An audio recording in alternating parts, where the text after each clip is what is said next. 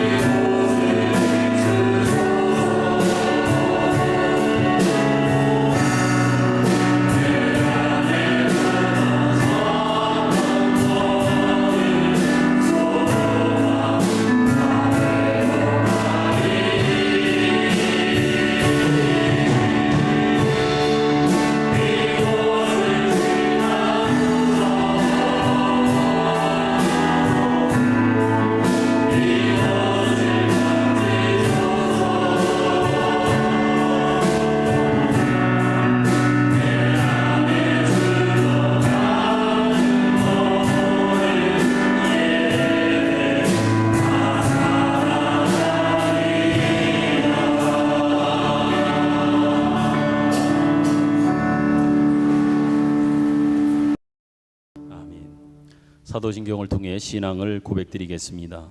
나는 전능하신 아버지 하나님, 천지의 창조주를 믿습니다. 나는 그의 유일하신 아들, 우리 주 예수 그리스도를 믿습니다. 그는 성령으로 잉태되어 동정녀 마리아에서 나시고 본디오 빌라도에게 고난을 받아 십자가에 못 박혀 죽으시고 장사된 지 사흘 만에 죽은 자 가운데서 다시 살아나셨으며 하늘에 오르시어 전능하신 아버지 하나님 우편에 앉아 계시다가 거기로부터 살아있는 자와 죽은 자를 심판하러 오십니다. 나는 성령을 믿으며 거룩한 공교회와 성도의 교제와 죄를 용서받는 것과 몸의 부활과 영생을 믿습니다. 아멘. 교동문 33번째 시편 72편입니다.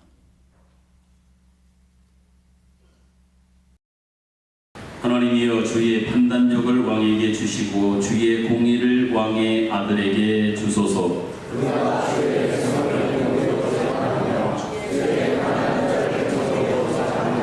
의로 말미암아 산들이 백성에게 평강을 주며 작은 산들도 그리하리로다.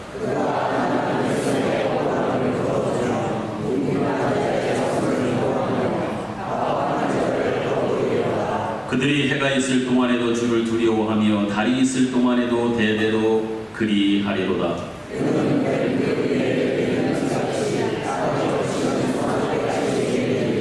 그의 날에 의인이 흥왕하여 평강의 풍성함이 달이다 할 때까지 이르리로다.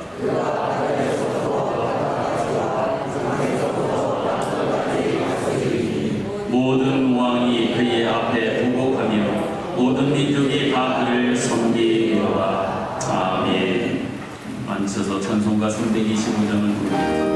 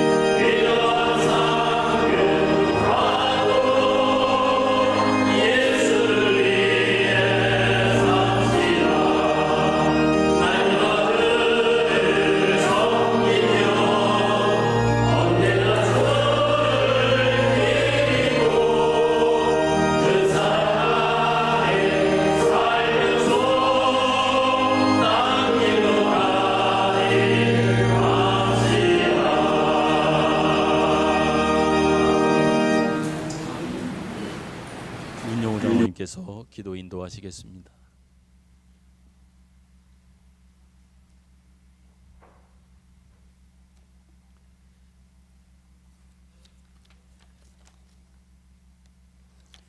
새로운 자유를 얻고 더 성숙하기 위해 우리가 믿고 의지하는 것을 흔들어 놓으시는 하나님, 우리가 주님의 고난에 동참할 때 참 소망과 기쁨을 얻게 하심을 감사합니다. 거룩한 날, 구별된 이 날에 우리에게 복 주시려고 창세전에 예정하사 택하여 주셨음을 감사합니다. 무더운 여름이 지나가고 있습니다. 우리가 여기에 나와 있는 것은 하나님의 은혜 중에 은혜입니다.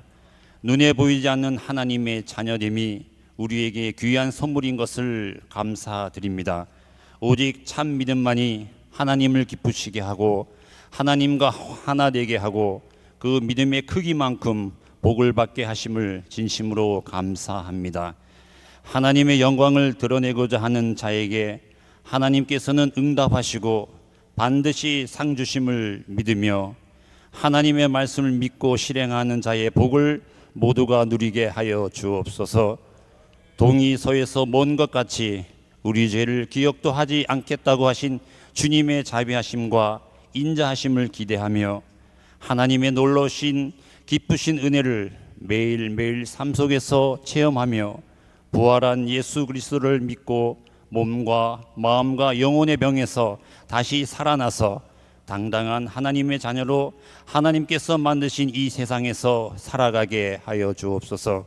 진리를 탐구하고 정확한 통찰력을 갖고 많은 지식을 습득하다 보면 마음이 강팍하여 자칫 비판과 증오하는 마음이 생겨 사랑을 잃을 수 있기에 이성적인 판단을 가지면서 따뜻한 마음을 잃지 않게 하옵소서. 하나님과 함께 할 때 하나님께서 나를 위한 계획이 무엇인지 깨달아 알게 하시고 하나님 말씀 속에서 내가 도대체 무엇을 잘못하고 있는가 깨달으며 나를 교정해서 점점 더 하나님 쓰시기에 좋은 도구로 바꾸어 주옵소서. 하나님 아버지, 시대가 바뀌었습니다. 우리의 재능과 은사를 깨달아 알고 그것을 가난한 자를 위해 어떻게 사용할 것인가 기도하고 묵상하고 궁리하여 하나님의 사역에 동참하는 모두가 되게 하여 주옵소서. 무엇보다 저희들을 창조하시고 만물을 주관하시는 하나님 앞에 겸손히 나아가 거룩한 주의 성전인 우리 마음에 주의 말씀으로 가득 채워 밝고 따뜻하고 깨끗한 삶을 살게 하여 주옵소서. 이 시간 담임 목사님 하나님 말씀을 증거하십니다. 성령님 함께하여 주옵소서. 달고 오묘한 그 말씀 우리에게 생명이 되게 하시며 기쁨이 충만한 은혜의 시간 되게 하옵소서. 찬양대에 준비한 찬양을 기뻐 받으시며 예수님 이름으로 기도하옵나이다. 아멘.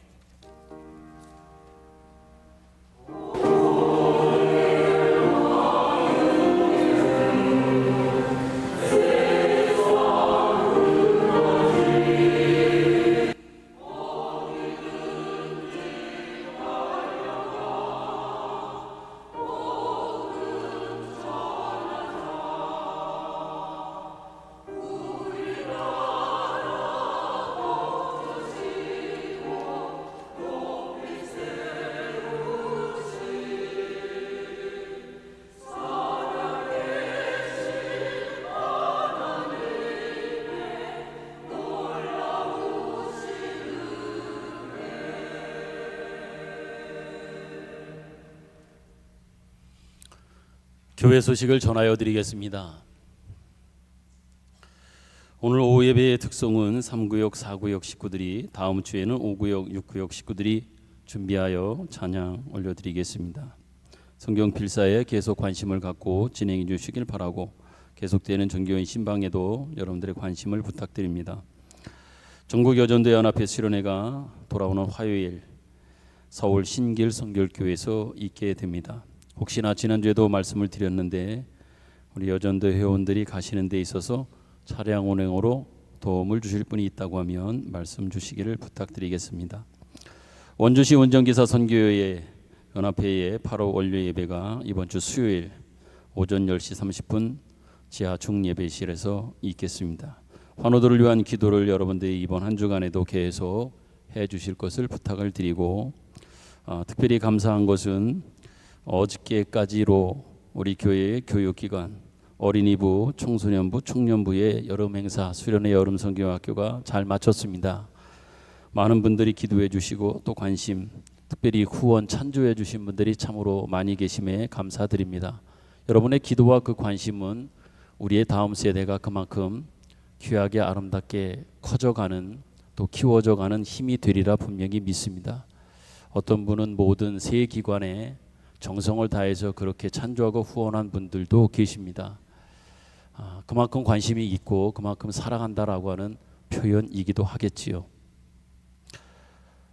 그 마음 또 그 후원 진심으로 감사합니다.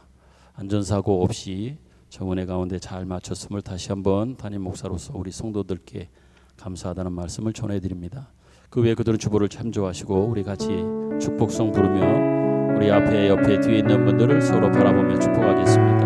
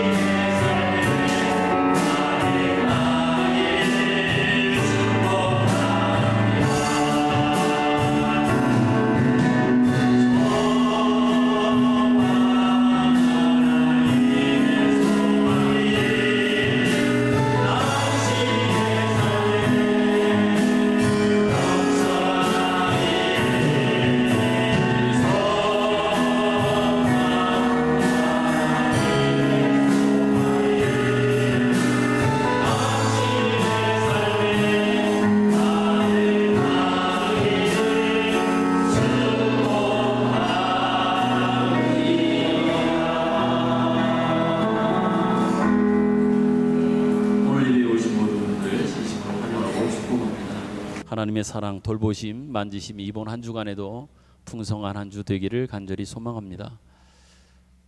박미호 원사님 옆에는 아드님이에요? 상군이? 그렇구나. 참 오랜만에 이렇게 뵙습니다. 건장하게 멋있는 모습으로 뵐 수 있어서 참 너무 고맙습니다. 뒤에 그리고 요쪽 두 번째 줄에 낯선 얼굴들이 계시긴 한데 방문하셔서 예배드리시는 듯합니다. 잘 오셨습니다. 반갑습니다. 같이 예배드리게 되어 너무 감사한 마음입니다. 잠깐 기도하지요. 하나님 아버지, 지난 한 주간에도 하나님의 따뜻하고 진심 어린 사랑과 돌보심으로 우리와 함께 해주셔서 참으로 감사합니다. 아무리 애를 써도 우리의 마음을 하나님 앞으로 또 하나님께로 집중하여 지키기가 힘든 현실인 것들을 세상 속에 살아가면서 빛으로 그 향기로 소금으로 증거하고 나타내어야 된다고 하는 것을 알매도 불구하고 끊임없이 쓰러지며 실패하며 좌절했던 우리의 시간들, 그렇지만 그럼에도 불구하고 하나님께서는 우리를 사랑하셔서 다시금 용기를 주시며 희망을 주시며 사랑을 주시니 참으로 감사를 드립니다. 감히 주님 앞에 이 주일에 주님 앞에 나온다고 했을 때에 머리 들고 나온다고 하는 것이 솔직히 부끄럽지만 그럼에도 불구하고 하나님의 사랑이 크기에 그것을 믿고 주님 앞에 나왔습니다. 하나님, 우리를 긍휼히 여기시고 주의 사랑으로 다시금 안으셔서 또한 안으심 속에 하나님 다시금 새로운 힘을 허락하여 주시고 다시 허락해 주신 삶의 현장과 그곳에서 돌아가 지난주보다 나은 어제보다 나은 오늘의 모습을 만들어가는 저희들이 되기를 간절히 소망합니다. 매일 신앙을 점검하고 돌아볼 때에 어제와 다른 오늘의 모습이 무엇인가 끊임없이 스스로에게 질문하며 어제와 다른 오늘과 다른 내일의 모습이 나인가 나의 모습은 어떠한가 자꾸 도전하며 생각하며 질문하며, 그러면서 우리의 신앙을 하나님 앞으로 또 주님의 모습으로 주님의 마음으로 닮아가는 일들을 위하여 매진해가는 우리 모든 성도들이 되기를 간절히 소망합니다. 주님의 은혜 믿고 나왔습니다. 주님의 은혜로 우리를 감싸 안아 주옵시고 그 안에서 자유하며 평안하며 위로를 얻으며 새로운 희망을 가질 수 있기를 간절히 소망합니다. 오늘도 원근 각처에서 당신의 사랑하는 백성들이 주 앞에 나왔으며 또한 멀리 나갔다가 또한 다니러 이곳에 오셨다가 함께 예배 드리는 분도 계십니다. 하나님, 한 분 한 분을 주님 기억하여 주시되 오늘 이 주의 전에 나와 함께 예배 드리는 분들에게 하나님 하늘의 신령한 그 은혜가 늘 충만하기를 간절히 원합니다. 어떤 형편과 사정 속에 이렇게 나왔는지는 알 수 없사오나 하나님 그들의 마음을 붙잡아 주옵시고 어느 곳에 특별히 하나님이 섬기시는 교회가 있다고 하면 그곳에서 하나님을 정말 잘 섬기는 그 섬김을 통하여 그 교회와 담임 목사님이 더 힘을 얻게 하시고 하나님의 은혜의 풍성함 속에 그 신앙과 믿음을 지켜가는 하나님의 귀한 종들이 되도록 인도하여 주옵소서. 오늘도 하나님이 주신 말씀 앞에 저희들이 서기를 원합니다. 하나님, 주님이 말씀하옵소서. 우리가 듣겠습니다. 무엇보다도 병약한 성도에게 하나님이 이 시간 말씀해 주시며 만져주시는 하나님의 은혜가 있는 이 귀한 주일, 주의 말씀 앞에 선 우리 모두 되게 하여 주옵소서. 예수님 귀하신 이름으로 기도드립니다. 아멘.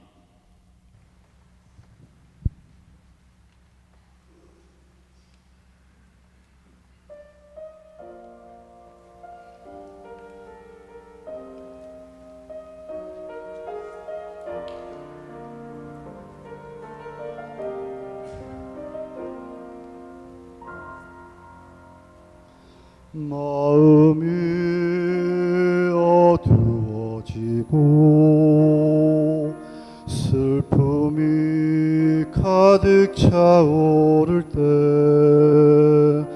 기도할 힘이 없어지고 무엇으로도 채울 수 없을 때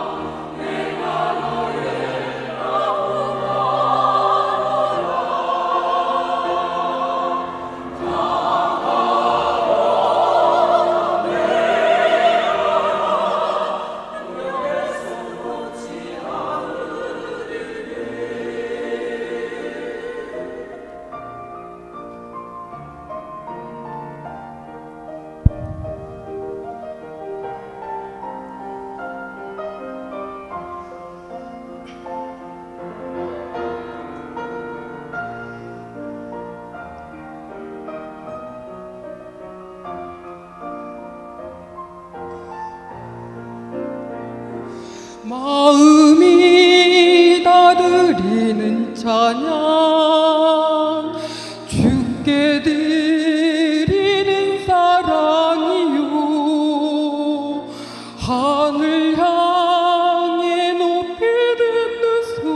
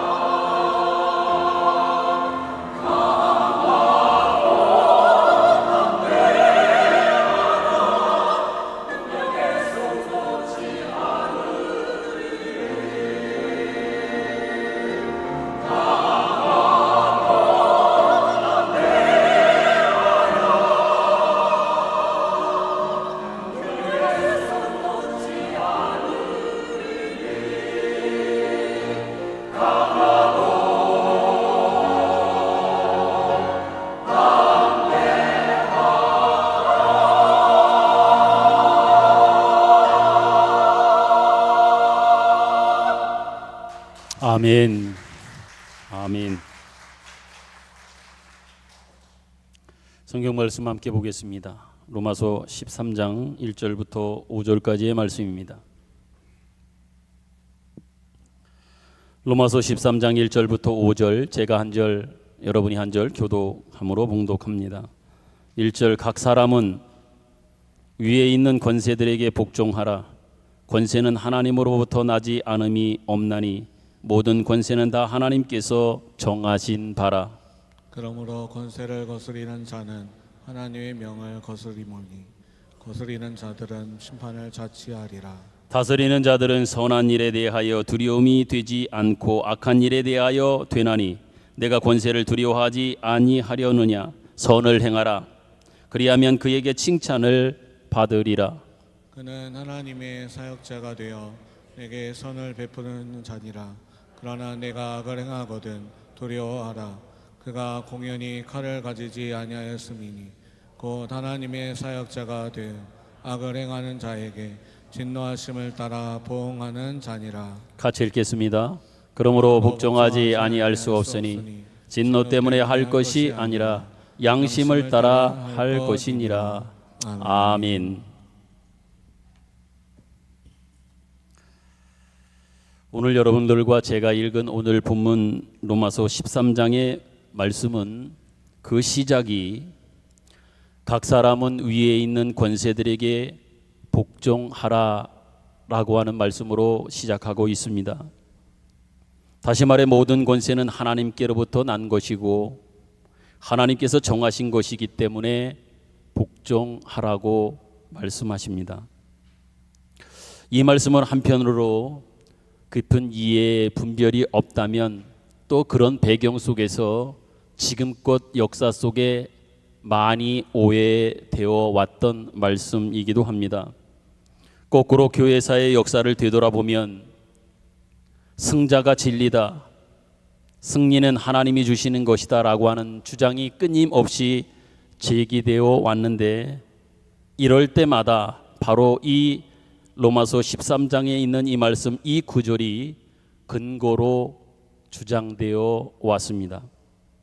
그렇기 때문에 우리가 중요한 것은 이 말씀이 어떤 의미에서 어떤 맥락에서 이 말씀을 주고 있는지에 대한 바른 이해와 깨달음이 없다면 단순한 우리가 쉽게 이해하는 어찌 보면 가진 그 권력이 정의롭고 정당하다라고 하는 그러한 관점에서만 이해할 수밖에 없기 때문에 더 중요한 우리에게 요구되는 것은 이 말씀이 어떤 배경에서 우리에게 주고 있는지를 알아야 할 겁니다.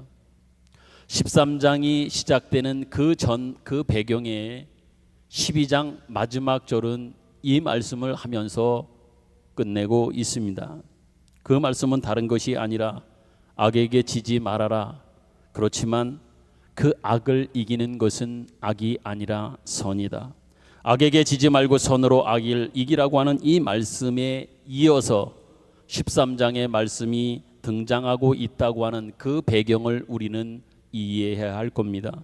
다시 말하면 오늘 본문에서 또 본문에 나타난 권력이나 권세에 대한 문제는 선을 어떻게 행할 것이냐, 어떻게 구체적으로 선을 행할 것이냐라고 하는 맥락 속에서 권세에 대한 복종이 등장하고 있음을 알아야 할 겁니다. 그러므로 우리는 이 점을 정말 유념해야 할 겁니다. 만약에 우리도 가볍게 생각하고 여기에 대한 배경 이해 없이 듣다 보면 무조건 모든 권력이 가장 선하고 그 권력을 주신 분은 하나님이기 때문에 어떠하든 저떠하든 모든 권세와 권력 앞에 우리는 어떤 것도 한 거나 또 대응할 수 없는 것으로 이해할 수 있기에 어찌 보면 이에 대한 분별은 더 필요하다 말씀을 드리겠습니다. 성도 여러분, 사도 바울은요 갈라디아서 4장 4절에 보면 예수님의 성육신을 우리에게 이야기하면서 뜻밖의 관점을 가지고 우리에게 말씀해주고 있음을 보게 됩니다. 그 말씀에 보면 이런 말씀이 있어요. 때가 참에 그리스도께서 여자에게서 율법 아래에서 태어났다 이렇게 말씀합니다. 같이 한번 여러분과 읽어보도록 하지요. 갈라디아서 4장 4절입니다. 시작. 때가 참에 하나님이 그 아들을 보내사 여자에게서 나게 하시고 율법 아래에 나게 하신 것은 아멘. 여기서 중요한 포인트는 시작하고 있는 때가 참에라고 하는 단어, 이 말씀입니다. 이게 어떤 의미일까요? 때가 찼다라고 하는 것은 전후가 있고 선후가 있다라고 하는 의미입니다. 달리 말하면 이것을 문맥 아니면 맥락이라고도 말씀드릴 수 있을 겁니다. 예를 들어서 설명드리면 아마 조금 더 여러분의 이해가 쉬울 듯 합니다. 어떤 사람이 밑도 끝도 없이 그 사람이 웃었다라고 하는 이러한 문장, 또 이러한 말을 했다, 한번 여러분 생각했으면 좋겠습니다. 그 사람이 웃었다. 우리는 그 의미가 이렇게 말하면 어떤 뜻이 있는지, 의미가 있는지 이해하기 솔직히 어렵습니다. 웃었다라고만 이야기를 합니다. 왜냐하면 웃었다라고 하면 기본적으로 우리는 기뻐하는 모습이 처음 자연스럽게 지금 웃었으니까 기뻐하는 모습이 가장 먼저 연상이 되는 것은 맞습니다. 그렇지만 그 웃는다고 하는 것이 상황에 따라서는 어처구니 없는 상황 속에서도 웃을 수 있습니다. 또한 비아냥되는 조소의 의미를 가지고도 웃을 수 있기 때문에 그렇단 말이지요. 그때의 웃음은 비웃음이 되겠지요. 이처럼 문맥이 있어야, 문맥에 대한 배경이 있어야 그 의미를 우리는 정확하게 파악할 수 있는 것입니다. 이처럼 여러분, 예수님께서 이 땅에 오시는, 인간의 모습으로 이 땅에 오시는 성육신이라고 하는 사건도 구약 역사를 염두에 두어야 그 의미가 정확해짐을 우리는 이미 알고 있습니다. 예수님의 성육신은 하나님께서 이스라엘에게 하신 약속의 성취인 것입니다. 만약에 문맥 없이 다만 예수님이 오셨다라고 이렇게만 말한다고 하면 이 말에 어떤 의미가 담겨 있는지 제대로 이해한다라고 하는 것은 솔직히 어려울 것입니다. 더 나아가 어떤 사건에 있어서의 맥락이라고 하는 것은 단지 시간의 전후라고 하는 어떤 일뿐만 아니라 공간적 틀에 따라서도 형성되는 것을 우리는 보게 됩니다. 그러니까 그 문맥, 맥락이라고 하는 것은 시간적 연관성뿐만 아니라 공간적인 배경적 어떤 이런 것도 영향을 줄 수 있다라고 하는 것이죠. 여기서 공간적 틀이라고 하는 것을 쉽게 제가 비유해서 말하면 어떤 무대, 또 어떤 그릇, 이런 것들로 여러분들이 아마 생각해 볼 수 있을 겁니다. 달리 표현하면 여러 가지 구조 속에서, 체제 속에서, 조직 속에서, 관계 같은 어떤 이런 속에서 이것을 의미하는 것입니다. 바로 이런 것들이 오늘 본문에서 말하고 있는 권세라고 하는 겁니다. 본문에서 말하는 이 권세는 제가 지금껏 말씀드린 이 맥락, 이 문맥 속에서, 이 배경 속에서 이 권세를 이해해야, 그 밑바탕 위의 권세를 이해해야 권세 앞에 우리가 복종해야 되는, 복종할 수 있는 그 이유, 그 배경을 온전히 알 수 있다는 얘기지요. 그러므로 여러분, 모든 권세는 하나님으로부터 났으며 하나님께서 정하셨다라고 하는 말씀을 우리가 달리 표현하면 이렇게 이해할 수도 있는 겁니다. 모든 상황, 조건, 뭐 영어 표현까지 쓴다고 하면, 제목에도 제가 영어를 좀 쓰기는 했는데요, 단어를요. 모든 컨텍스트라고 하는 것은 주님이 말씀하시는 거예요. 내가 다 만들었다. 그러므로 너희는 이 틀 안에서 텍스트를 담아내는 삶을 살아라라고 이렇게 말씀하는 겁니다. 권세에 대한 복종은 모든 이 세상에 있는 조건, 그 조건 안에 있는, 상황 안에 있는 시간적인 것과 배경적인 모든 컨텍스트, 이 컨텍스트는 내가 만들었다. 그 모든 컨텍스트의 진정한 주인은 나다. 그러니 너희는 그 모든 컨텍스트 속에서 텍스트인 당신을 담아내고 당신을 증거하는 이 삶을 살아라 라고 하는 관점 속에서 권세에 대한 이해가 우리에게 필요하다는 말씀을 분명히 드립니다.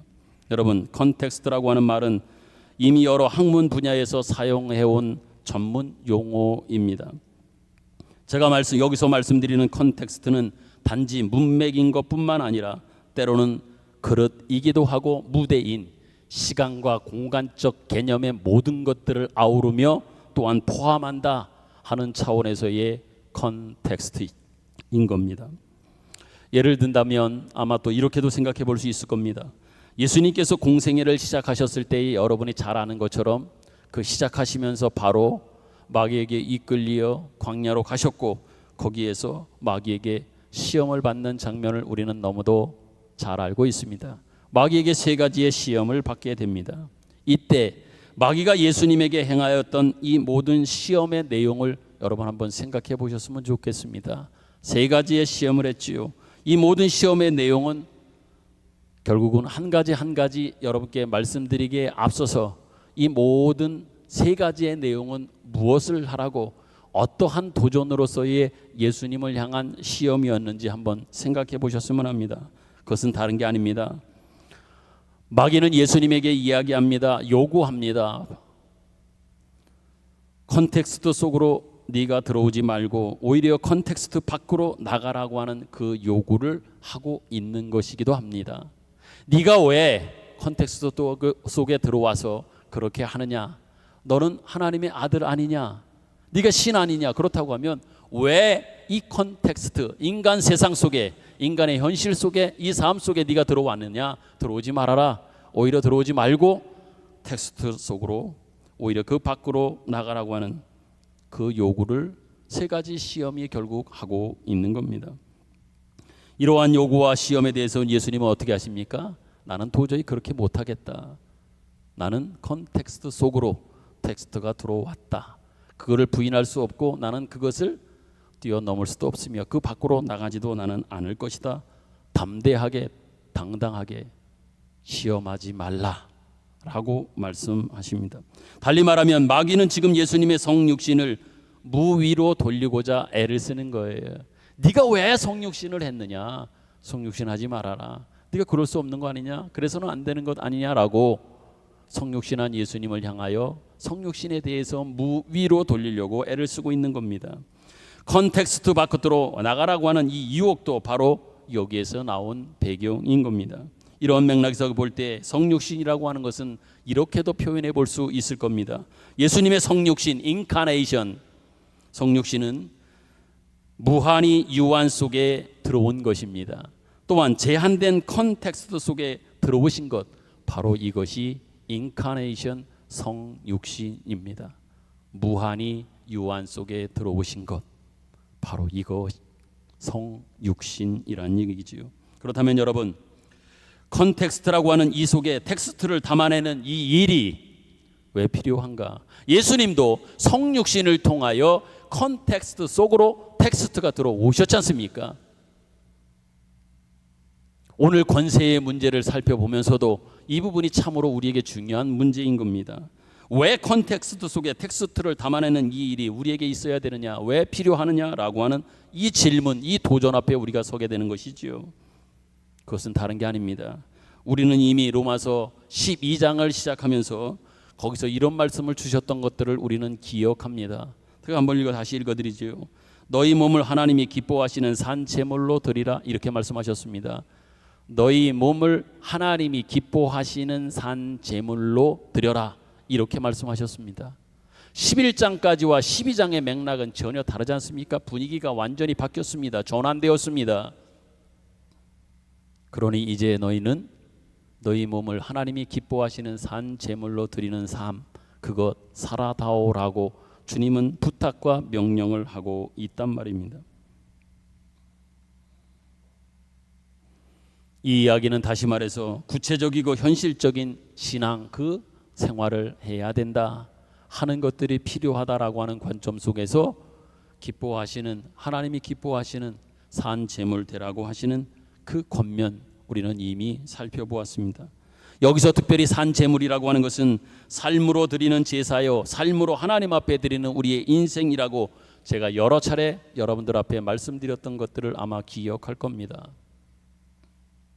삶으로, 구체적 삶의 내용으로 하나님 앞에 우리의 몸이, 우리의 삶이, 우리의 신앙은 바로 그렇게 드려져야 되며, 드리라고 하는 하나님의 말씀 앞에 선다고 하는 것들을 우리는 기억합니다. 또 기억하며 우리는 살아야 될 겁니다. 그럼에도 불구하고 우리는 우리의 현실, 우리의 모습은 어떻습니까? 한번 좀 되돌아봤으면 좋겠습니다.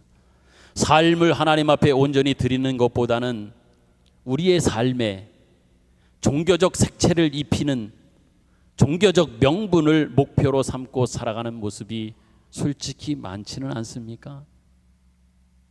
많은 기독교와 또한 교인들이 이런 모습으로 변질되어 가고 있음은 솔직히 부인할 수 없는 현실 아니냐 말입니다. 삶 전체를 하나님 앞에 드리고 살아가는 이런 것들보다는 어떤 삶 중에 일부분, 어떤 부분을 종교적 색채를 입혀서 종교적 명분을 통해서 그것이 나의 삶이 되며 나의 삶이라고 드러내며 나타나며 사는 이러한 모습이 참으로 우리에게는 많다는 얘기입니다. 예를 든다고 하면 기도하는 이러한 일과 성경을 읽는 일, 주일을 성수하는 일, 전도와 같은 것, 이것 하나하나는 우리의 신앙적 훈련을 위해서도 신앙을 주님 앞에 표현하고 고백하는 일들 위해서도 정말 지금 말씀드린 것은 너무 중요한 겁니다. 기도해야지요. 성경을 읽어야 합니다. 주일을 성수해야 하지요. 전도해야 합니다. 그렇지만 몇 가지 실천할 수 있는 이러한 항목들로 신앙을 축소해서 이해하려고 한단 말입니다. 이것이 전부이고 내가 이러한 모습 이렇게 했으니 스스로가 할 일은 다 한 것인 양 생각한단 말이지요. 그러다 보니까 이렇게 이해하다 보니까 삶이나 일상이나 하루하루나 우리의 실존 전체를 하나님 앞에 드리는 방법은 잘 모르기도 하고 애써 그런 것들은 외면하면서 살고 있는 모습이 많단 말입니다. 이렇다 보니 교회에서 하는 일에 있어서 내가 열심을 내서 교회의 일에 참여하게 되면 신앙이 좋아진 것 같다, 좋은 것이다, 이렇게 스스로 치부하며 살기도 합니다. 그렇지만 막상 교회 밖을 나가면 내가 이 믿음을 어떻게 삶 속에서 구현해낼지는 몰라서 어떻게 하는 것도 몰라요. 또한 그것인지에 대한 바른 깨달음도 없다 보니까 막막한 나가면 교회 밖만 나가면 뭘 해야 될지 어떻게 해야 될지 모르면서 사는 사람들이 많단 말입니다. 그러다 보니 많은 사람들이 생각합니다. 어떻게 해서든 더 많은 시간을, 더 많은 마음과 더 많은 열정을 종교적 행위에 할애하는 것이 가장 좋은 신앙일 것이라고 막연하게 생각하면서 산단 말입니다. 그것이 전부인 것인 양. 그러다 보니까 신앙은 교회 안에서만 확인할 뿐, 교회 밖을 나가면, 교회 밖에 나가서 여러분의 가정으로 돌아가면, 교회 밖에 나가서 여러분의 삶의 현장으로 돌아가면 내가 진짜 예수 믿는 사람인지 아닌지도 분간할 수 없는 모습으로 스스로 갈팡질팡, 우왕좌왕, 아니면 제대로 알지 못해서 스스로가 생각해낸 이러한 것들로 신앙의 전부인 것처럼 치부하며 살고 있는 모습이 너무 많단 말입니다. 그러니까 종교적 색채가 띤 명분 어린 그런 것들로만 자꾸 확인하려고 할 뿐, 진정한 내 삶 속에서 내 삶을 하나님 앞에 드리며 그 삶 속에서 하나님의 사람으로, 하나님의 백성으로 살아가야 하는 일들은 뒷전이 되어버리고 진정한 의미도 모른 채, 그러다 보니 세상 속에서는 그 사람이 예수 믿는 사람인지 아닌지도 모르고, 나도 모르고 너도 모르고 세상 사람들이 우리를 알지도 못하며 깨닫지도 못하는 그러한 모습으로 살아가는 것들이 너무 많다고 하는 말씀을 분명히 드립니다. 그렇지만 여러분 기억하십시오. 성경은 뭐라고 이러한 모습에 대해 이야기하고 있습니까? 결코 그렇지 않다. 그래서는 안 된다고 말합니다. 삶 전체가 하나님 앞에 드려야 하는 것이지 특정한 어떤 행위나 명분이 삶을 대신하는 것은 아니다. 그래서는 안 된다라고 말합니다. 달리 말하면 우리가 중요하게 생각하지 않고 오히려 하찮게 여기는 우리의 일상, 우리의 삶, 즉 컨텍스트 속에 우리가 믿고 고백한 텍스트를 담아내라고 주님은 계속해서 말씀하고 있단 말입니다. 뭐처럼? 어떤 모습처럼? 예수님께서 이 땅에 오실 때 예수님의 성육신이 그러했던 것처럼 그러한 모습으로, 그와 같은 모습으로 너희도 동일하게 그러한 컨텍스트 속의 텍스트를 담아내는 일을 하라고 말씀하고 있습니다. 물론 여러분, 이 컨텍스트라고 하는 것은 우리의 마음에 들지 않을 때도 있고, 아니 어쩌면 들지 않을 때가 더 많을 수도 있습니다. 내 마음에 들지 않는 컨텍스트가 우리에게 찾아오고 우리에게 주어지고 우리의 삶이 그러한 모습일 수도 있다는 얘기입니다. 그렇지만 그럼에도 불구하고 성경은 각 사람은 위에 있는 권세들에게 복종하라고 분명히 말씀하고 있습니다. 무슨 의미입니까? 너희에게 준 컨텍스트라고 하는 속에서 떠나지 말고 그 안에 있어 다오, 벗어나지 말아다오 라고 말씀하고 있는 겁니다. 달리 말하면 살아가는 삶의 현장 속에서 너희들이 할 수 있는 그 일을 해다오, 그 일을 해야 된다라고 말씀하고 있는 겁니다. 여러분 꼭 기억하십시오. 심지어 아무것도 아닌 것 같은 컨텍스트일지라도 그 속에서 하나님은 일하신다고 하는 것을 꼭 믿으시기를 바랍니다. 의미 있다고 여러분들이 의미를 부여한, 나름대로 그것은 특별한 어떤 형편과 또 이해로 이 정도면 이것이면 이렇게 생각하지 않는 모든 여러분의 일상이나 여러분 삶 속에도 하나님께서는 그 속에서 그것과 더불어 일하고 있다라고 하는 얘기지요. 그러다가 아까 예수님께서도 때가 되어서 율법 아래에서 여자에게서 오셨던 것처럼 때가 되면 이 컨텍스트를 끝내실 그날이, 그때가 반드시 올 줄로 믿습니다. 여러분 역사를 한번 생각해 보십시오. 한편으로 지나온 역사가 마음에 들지 않다 보니 반복되는 것 같고 역사가 나아지는 것 없이 무심하게 흘러가는 것처럼 보일 때가 너무나 많습니다. 시간이 지나면 좀 나아야 할 텐데 역사도 반복하지 않고 우리 개인적 역사 인생사도 시간이 지나면서 좀 더 나아지면 좋겠다라고 생각하지만 그러지 않을 때가 참으로 많다는 얘기예요. 큰 틀에서 역사도 그래 보이지 않습니까? 그러나 하나님은 그 속에서 그걸 가지고도 일하신다고 하는 것을 꼭 믿으시기를 바랍니다. 그러므로 여러분의 인생 속에서 일하시는 하나님을 외면한 채 단지 컨텍스트만을 바꾸려고 애쓰지 마십시오. 컨텍스트를 바꿔서 거기서 내가 편안함과 안위를 위해서 그것을 추구하면서 그것을 만들어내려고 하는 어떤 그러한 생각, 마음속에서만 살아가지 말라라고 하는 그러한 이야기입니다. 그러다 보니 그런 생각은 자꾸만 하나님 앞에 기도할 때도 우리의 기도 내용이 무엇으로 바뀌는지 압니까? 하나님 이거 바꿔주세요, 저거 바꿔주세요, 저 사람 마음 바꿔주세요, 저 사람 생각 바꿔주세요. 자꾸 컨텍스트만의 어떤 변화, 자기가 원하고 기대하는 쪽으로의 변화 낫게 해주세요 라고 말하지, 그 속에서 끝내 그것을 담아내고 그 속에서 살아내어야 할 어떤 자신의 본분이나 자신의 삶은 자꾸만 외면하려고 한단 말입니다. 그러니까 기도의 내용이 자꾸만 바꿔 심지어 말이에요, 바꾸다 보니 사람도 바꾸고 남편도 아내도 자꾸만 바꾸는 어떤 그런 모습으로 해서 어찌되었든 자기의 안일과 편안함과 나 근심 걱정하지 않는 모습으로 나 좀 되게 해주십시오 라고 하는 모습으로서의 기도의 내용으로 자꾸만 바뀌고 기도의 내용이 변질되어 가는 모습을 보지 않냐 말입니다. 심지어 그러다 보니까 기도의 내용이 어디까지 갑니까? 참 안 되는 그러한 기도의 내용인데도요 그렇게 얘기합니다. 여러분의 기도는 어떤가 생각해 보십시오. 기도 자꾸만 바꾸고 변화시켜 달라고 하다 보니까 나중에는 우리의 기도가 다시는 하나님을 찾지 않아도 되는 어떤 그런 상황, 그런 형편이 되게 해주십시오 라고 하는 모습으로의 우리의 기도의 내용이 바뀌어도 가고 있단 말이에요. 하나님 없이도 살 수 있는 환경, 조건, 사람, 모든 일들로 하나님 다 변하고 다 바꿔주십시오 라고 말합니다. 하나님 그걸 들어주시겠습니까? 하나님 없이도 살 수 있는 그 모든 컨텍스트로 자꾸 바꿔달라고 그럴 때 하나님 그렇게 해주시겠냐고요. 결코 그렇지 않습니다. 하나님 해주시지도 않습니다. 그런 기도는 가당치도 않는 것이지요. 끊임없이 주님은 우리에게 오라고 하시고 당신 곁에 있으라고 하시고 당신 안에 머물라고 하시지, 당신 없이도 사는 형편, 조건을 만들어 주겠다고 하는 그 말씀은 성경 어디에도 없음을 우리는 기억해야 합니다. 제가 이렇게 말씀드리는 것은요, 이것을 통해서 우리의 인생은 결코 답을 얻지 못하기 때문에 이런 말씀을 드리는 거예요. 에베소 5장 17절 18절 두 절 말씀을 같이 읽지요. 그렇다고 하면 우리에게 주어진 그 시간, 그 삶을 우리가 어떻게 보내야 될까, 한 걸음 더 나아간 우리를 향한 도전이 있습니다. 같이 한번 읽겠습니다. 에베소 5장 17절 18절 시작.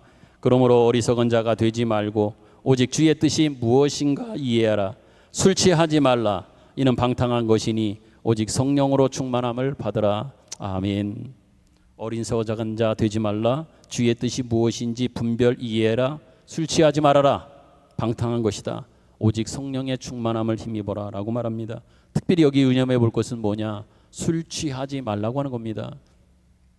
단지 이거는 알코올 먹지 말라고 하는 이 의미는 아닙니다. 여기서 술 취하라 하지 말라라고 하는 것은요, 시간을 헛되이 흘려보내는 허송세월하는 것에 대한 상징입니다. 왜? 술 취하면 자기 생각, 자기 의지가 없어지잖아요. 필름이 끊기게 되면 내가 무슨 말을 했는지, 어떤 일을 했는지, 어떤 행동을 했는지도 술 취하면 모른단 말이에요. 여기에 대한 상징적 비유로 너에게 주어진 시간과 인생을 헛되이 허송세월하는 이런 모습으로 보내지 말라. 이게 바로 술 취하지 말라인 겁니다. 여러분, 하나님께서는 여러분들로 삶의 모든 순간순간마다 정답만을 말해야 된다, 언제나 유능해야 된다, 이것을 우리에게 요구하시지도 않습니다. 또한 전지전능한 그런 하나님 같은 삶을 우리에게 요구하시지도 않습니다. 또한 우리에게 완벽하라고, 완벽한 사람이 되어야 한다고 말씀하시지도 않습니다. 여러분, 모든 경우, 모든 상황, 모든 컨텍스트에서 여러분의 실력으로 부딪히고 여러분의 삶을 살아갈 수 있기를 간절히 원합니다. 그리고 거기서, 그 속에서 하나님이 주시는 은혜를 받고 하나님이 주시는 그 은혜를 경험하는 우리 모두가 되기를 간절히 소망합니다. 우리가 누구인지, 내가 누구인지, 인간이라고 하는 어떤 존재인지, 하나님께서 어떻게 일하시는지, 하나님이 누구시며 하나님이 나에게 어떤 분이신지 거기서 여러분들은 깨닫게 될 줄로 믿습니다. 하나님의 능력과 기적은 거기서, 그 현장에서, 그 속에서 일어날 줄로 분명히 믿습니다. 이게 신앙생활인 겁니다. 이것이 신앙생활이에요. 말씀을 맺으며 이제 도전드립니다. 여러분, 우리에게 주어진 어떠한 조건도, 어떠한 컨텍스트도 우리로 하여금 실패하게 하거나 절망하게 해서 우리를 끝장내게 할 수 있는 컨텍스트는 없음을 꼭 기억하셨으면 좋겠습니다. 두려워하지 마십시오. 그 컨텍스트가 여러분들을 완전히 압제하여 누르고 여러분들을 못 살게, 헤어나오지 못하게 할 수 있는 컨텍스트는 없습니다. 진정한 컨텍스트 속에 하나님이 일하고 계시고 그거를 주장하고 계시고 그것의 진정한 주인이 우리 하나님이시기 때문에 그런 겁니다. 그런 컨텍스트도 없습니다. 다만 여러분, 어떠한 컨텍스트일지라도 그 속에 오늘 제목처럼 텍스트를 담아내는 이 일을 위하여 매진하고 달려가는 우리의 삶이 되기를 간절히 원합니다. 이미 살펴본 로마서 8장 1절 2절에 우리는 이미 살펴보았지요. 이미 하나님은 이렇게 단정 지으셨고 확신하시고 우리에게 확실하게 명령하고 말씀하고 있습니다. 로마서 8장 1절 2절 제가 읽어드릴게요. 그러므로 이제 그리스도 예수 안에 있는 자에게는 결코 정죄함이 없다. 이는 그리스도 예수 안에 있는 생명의 성령의 법이 죄와 사망의 법에서 너를 해방했다. 아멘. 아멘이십니까? 아멘입니다. 너희는 결코 정죄함 없다. 내가 죄와 사망에서 너를 이제 해방했다. 너는 해방되었다. 정죄함 없다. 내가 너에게 허락한 것이 무엇인지를 기억하라. 주님은 우리에게 분명히 말씀하셨습니다. 여러분은 정죄함이 없으며 생명과 성령의 법으로 이미 해방되어진 그러한 지위와 신분이 우리 모두에게 주어졌다고 하는 것을 기억하고 자신 있게 살아가는, 당당하게 살아가는, 기쁨과 감사한 마음으로 살아가는 저와 여러분들이 되기를 간절히 소망합니다. 아멘. 아멘. 주신 말씀 우리 생각하면서 하나님 앞에 찬양으로 고백하며 또 예물도 하나님 앞에 드립니다. 나 주님의 기쁨 되기 원합니다. 내 마음을 새롭게 해주십시오. 새 부자가 되게 해주십시오. 주님의 빛만을 비치며 사는 삶이 되기를 원합니다. 나의 원하는 한 가지 소원이 있습니다. 그 주님의 기쁨 되는 것 이 한 가지밖에 없습니다. 내가 원하는 한 가지, 바로 주님의 기쁨 되는 것 이 한 가지밖에 없습니다.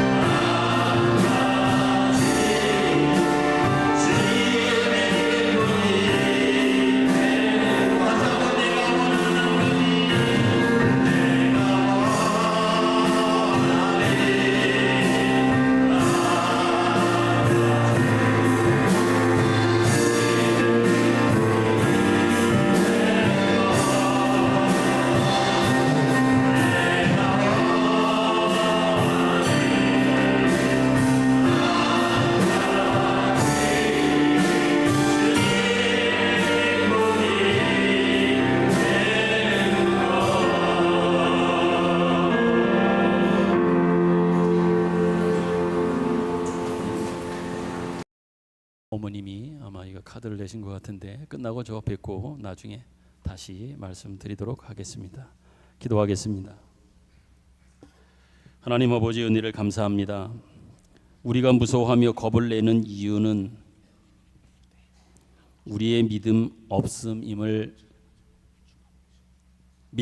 때문임을 고백합니다. 우리에게는 하나님의 지혜가 하나님의 의지와 일하심이라고 하는 조건이 있음을 분명히 믿습니다. 우리 각자가 당하는 모든 조건 속에서 원망과 게으름과 어리석음을 거두어 버리게 하시고 각자에게 허락하신 삶 안에서 삶을 통해 감사하며 그 시간을 그 삶을 살아내는 우리 모든 성도들이 되게 하여 주옵소서.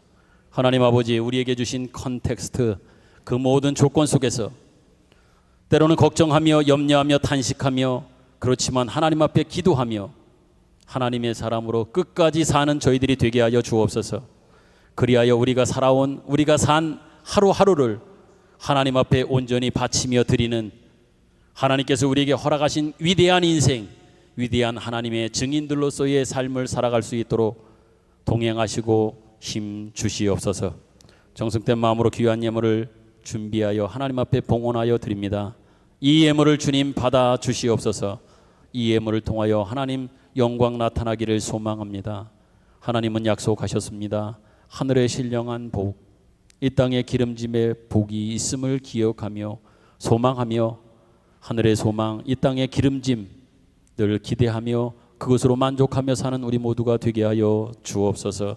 이제는 우리 구주 예수 그리스도의 은혜와 하나님 아버지의 사랑하심과 성령님의 감화 감동 교통하심의 은혜가 말씀 듣고 돌아가는 우리 모두 가운데 영원토록 함께 계시기를 축원하옵나이다. 아멘.